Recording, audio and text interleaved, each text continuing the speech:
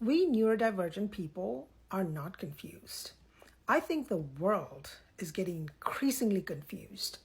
Some of us were raised with a deep reverence for thinking. And some of us came from ancient cultures, like I'm from India, where intelligence is celebrated and honored and treasured.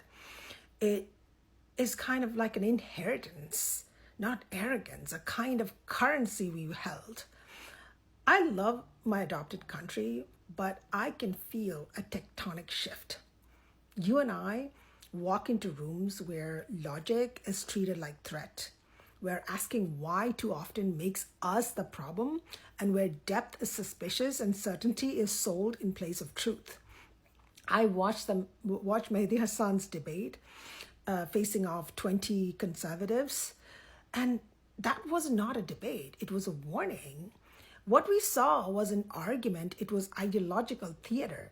Emotion was replacing evidence and identity was drowning out inquiry. And that matters for all of us because neurodivergence doesn't thrive in noise. It requires coherence, framework, and integrity. We rely on intellectual infrastructure, not just to survive, but to understand a world that often fails to understand us. Anti-intellectualism isn't just annoying, it's dangerous. When facts are negotiable and thinking is elitist, we are among the first to be misunderstood. And once misunderstood, we are the first to be dismissed, medicalized, pathologized, or even erased. So we cannot be fragile.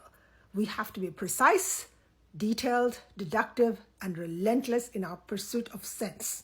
And that's not a deficit, that's a loyalty to wisdom and obeisance to truth. You and I were never built for a world that celebrates volume over validity, but we were built to endure it, to challenge it, and to outlast it.